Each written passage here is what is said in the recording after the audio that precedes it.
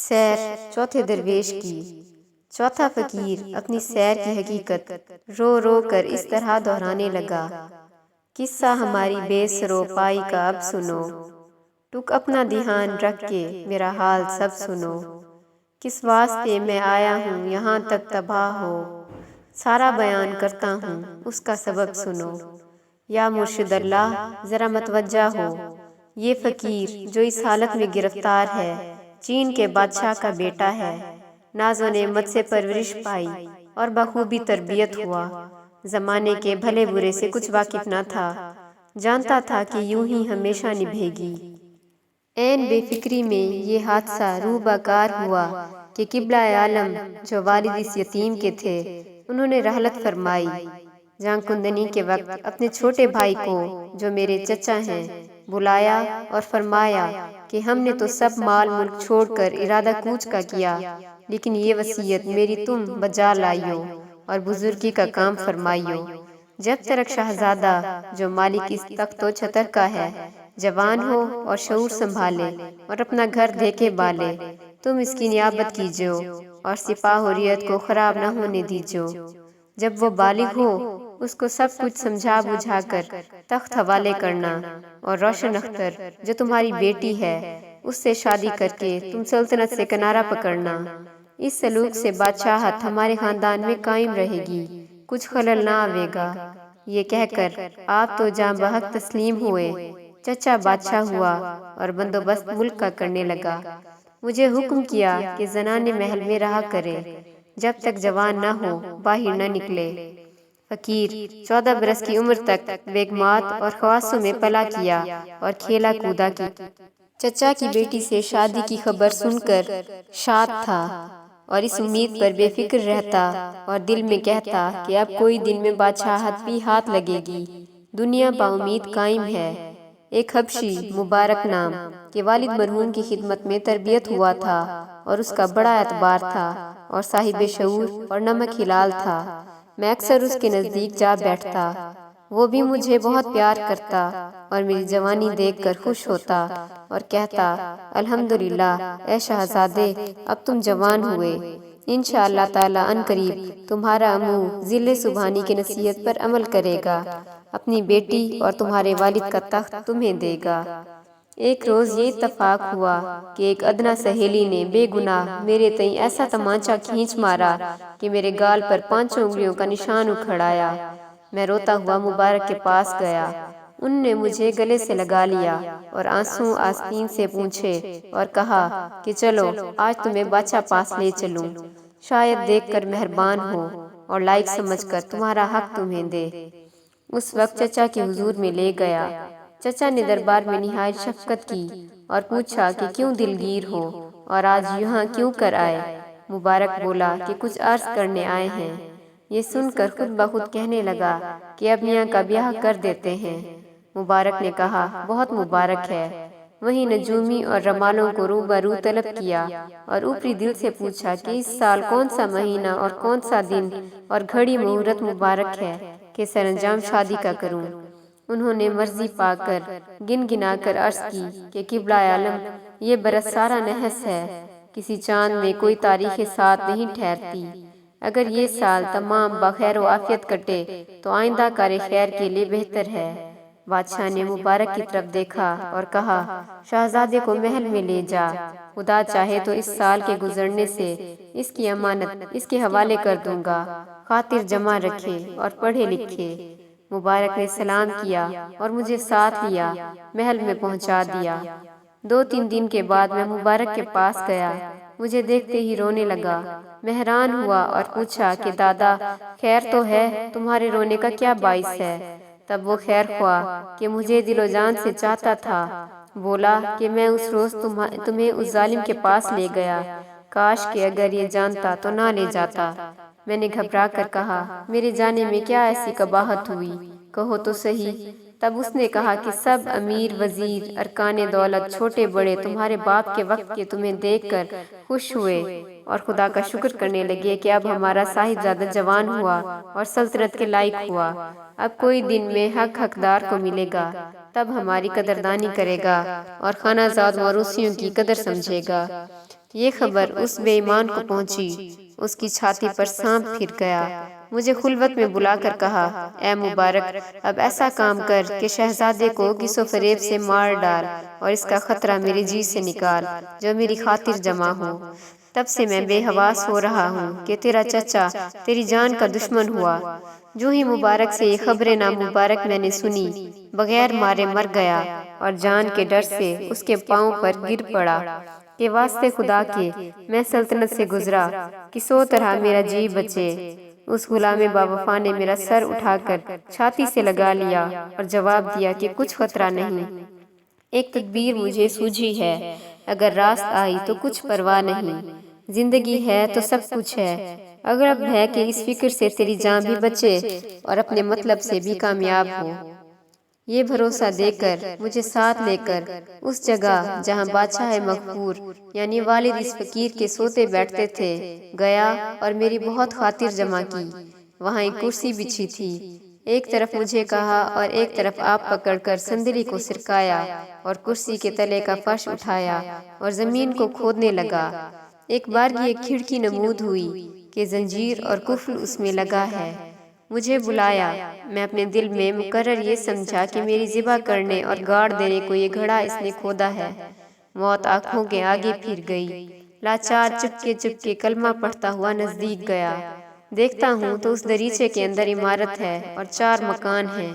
ہر ایک دالان میں 10 خمیں سونے کی زنجیروں میں جکڑی ہوئی لگتی ہیں اور ہر ایک گولے کے منہ پر ایک سونے کی اینٹ اور ایک بندر جڑاؤ کا بنا ہوا بیٹھا ہے۔ 39 گولیاں چاروں مکان میں گئیں اور ایک خم کو دیکھا کہ منہ اشرفیاں بھری ہیں، اس پر نہ میمو ہے نہ خشت ہے، اور ایک حوض جواہر سے لبالب بھرا ہوا دیکھا۔ میں نے مبارک سے پوچھا کہ اے دادا، یہ کیا طلسم ہے اور کس کا مکان ہے اور یہ کس کام کے ہیں؟ بولا کہ یہ بوزنے جو دیکھتے ہو، ان کا یہ ماجرا ہے کہ تمہارے باپ نے جوانی کے وقت سے ملک صادق جو بادشاہ جنوں کا ہے اس کے ساتھ دوستی اور عمد و رفت پیدا کی تھی۔ چنانچہ ہر سال میں ایک دفعہ کئی طرح کی تحفہ خوشبوئیں اور اس ملک کی سوغاتیں لے جاتے اور 1 مہینے کے قریب اس کی خدمت میں رہتے۔ جب رخصت ہوتے تو ملک صادق ایک بندر زمرد کا دیتا، ہمارا بادشاہ اسے لا کر اس تہہ خانے میں رکھتا۔ اس بات سے سوائے میرے کوئی دوسرا مطلع نہ تھا۔ ایک مرتبہ غلام نے عرض کی کہ جہاں پناہ لاکھوں روپے کے تحفے لے جاتے ہیں اور وہاں سے ایک بوزنا پتھر کا مردہ آپ لے آتے ہیں، اس کا آخر فائدہ کیا ہے؟ جواب میری اس بات کا مسکرا کر فرمایا، خبردار، کہیں ظاہر نہ کیجو، خبر شرط ہے۔ یہ ایک میمون بے جان جو تو دیکھتا ہے، ہر ایک کے 1000 دیو زبردست تابع اور فرما بردار ہیں، لیکن جب تلک میرے پاس 40 بندر پورے جمع نہ ہوئے تب تک یہ سب نکمے ہیں، کچھ کام نہ آئیں گے۔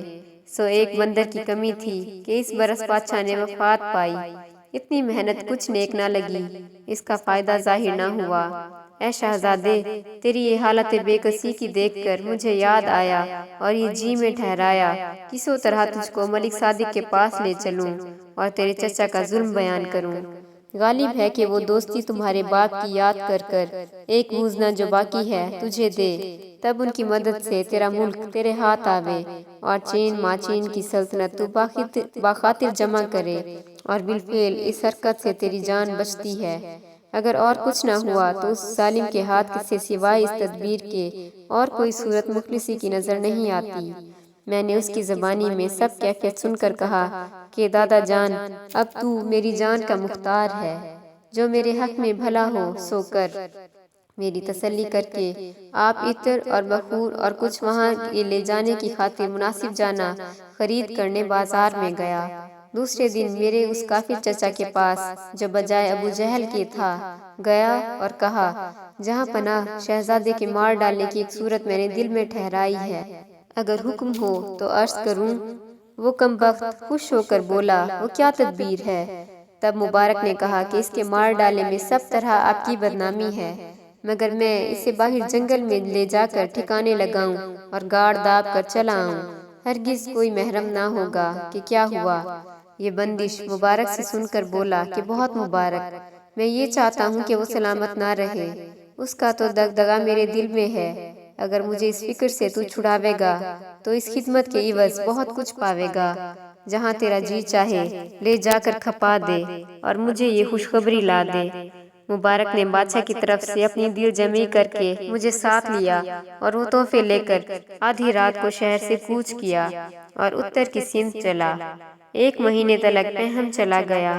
ایک روز رات کو چلے جاتے تھے جو مبارک بولا کہ شکر خدا کا اب منزل مقصود کو پہنچے۔ میں نے سن کر کہا کہ دادا یہ تو نے کیا کہا؟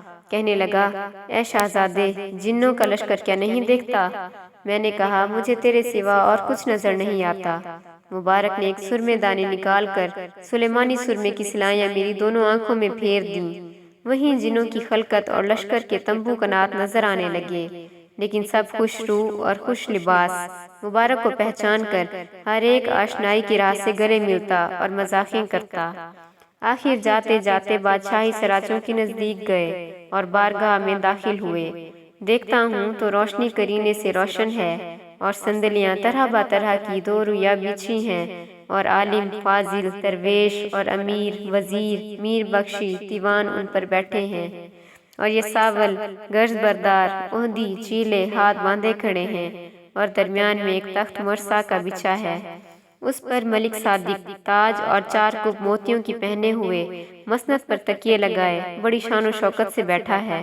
میں نے نزدیک جا کر سلام کیا، مہربانگی سے بیٹھنے کا حکم کیا، پھر کھانے کا چرچا ہوا۔ بعد فراغت کے دسترخوان بڑھایا گیا، تب مبارک کی طرف متوجہ ہو کر میرا احوال پوچھا۔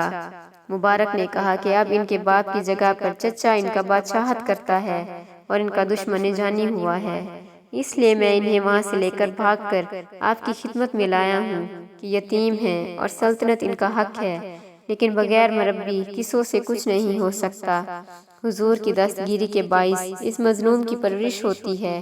ان کے باپ کی خدمت کا حق یاد کر کے ان کی مدد فرمائیے اور وہ 40واں بندر عنایت کیجیے جو 40 پورے ہوں اور یہ اپنے حق کو پہنچ کر تمہارے جان و مال کی دعا دیں۔ سوائے صاحب کی پناہ کے کوئی اور ان کا ٹھکانہ نظر نہیں آتا۔ یہ تمام کیفیت سن کر ملک صادق نے تامل کر کے کہا کہ واقعی حقوق، خدمت اور دوستی بادشاہ مغفور کے ہمارے اوپر بہت تھے اور یہ بیچارہ تباہ ہو کر اپنی سلطنت موروثی نچوڑ کر جان بچانے کے واسطے یہاں تلک آیا ہے اور ہمارے دامن دولت میں پناہ لی ہے۔ تا مقدور کی 100 طرح ہم سے کمی نہ ہوگی اور درگزر نہ کروں گا، لیکن ایک کام ہمارا ہے، اگر وہ اس سے ہو سکا اور خیانت نہ کی اور بخوبی انجام دیا اور اس امتحان میں پورا اترا تو میں قول قرار کرتا ہوں کہ زیادہ بادشاہ سے سلوک کروں گا اور جو یہ چاہے گا سو دوں گا۔ میں نے ہاتھ باندھ کر التماس کیا کہ اس فدوی سے تابہ مقدور جو خدمت سرکار کی ہو سکے گی یہ سر چشم بجا لاوے گا اور اس کو بخوبی و دیانت داری اور ہوشیاری سے کرے گا اور اپنی سعادت دونوں جہان کی سمجھے گا۔ فرمایا کہ تو ابھی لڑکا ہے، اس واسطے بار بار تاکید کرتا ہوں مبادا خیانت کرے اور آفت میں پڑے۔ میں نے کہا خدا بادشاہ کے اقبال سے آسان کرے گا اور میں حتی المقدور کوشش کروں گا اور امانت حضور تک لے آؤں گا۔ یہ سن کر ملک صادق نے مجھ کو قریب بلایا اور ایک کاغذ دستکی سے نکال کر میرے تئیں دکھلایا اور کہا یہ جس شخص کی شبیہ ہے اسے جہاں سے جانے تلاش کر کے میری خاطر پیدا کر کے لا، اور جس گھڑی تو اس کا نام و نشان پاوے اور سامنے جاوے میری طرف سے بہت اشتیاق ظاہر کیجیو۔ اگر یہ خدمت تجھ سے سر انجام ہوئی تو جتنی توقع تجھے منظور ہے اس سے زیادہ غور پرداخت کی جائے گی، والانا جیسا کرے گا ویسا پاوے گا۔ میں نے اس کاغذ کو جو دیکھا ایک تصویر نظر پڑی کہ غش سا آنے لگا، بازور مارے ڈر کے اپنے تئیں سنبھالا اور کہا بہت خوب، میں رخصت ہوتا ہوں۔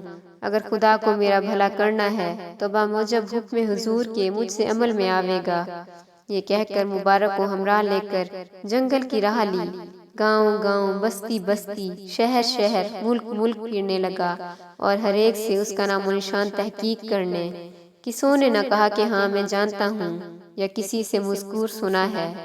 7 برس تک اس عالم میں حیرانی و پریشانی سہتا ہوا ایک نگر میں وارد ہوا، عمارت عالی اور آباد، لیکن وہاں کا ہر ایک متنفس اس میں اعظم پڑھتا تھا اور خدا کی عبادت بندگی کرتا تھا۔ ایک اندھا ہندوستانی فقیر بھیک مانگتا نظر آیا، لیکن کسوں نے ایک کوڑی یا ایک نوالا نہ دیا۔ مجھے تعجب آیا اور اس کے اوپر رحم کھایا۔ جیب میں سے ایک اشرفی نکال کر اس کے ہاتھ دی۔ وہ لے کر بولا کہ اے داتا، خدا تیرا بھلا کرے، تو شاید مسافر ہے، اس شہر کا باشندہ نہیں۔ میں نے کہا، فی الواقع 7 برس سے میں تباہ ہوا ہوں۔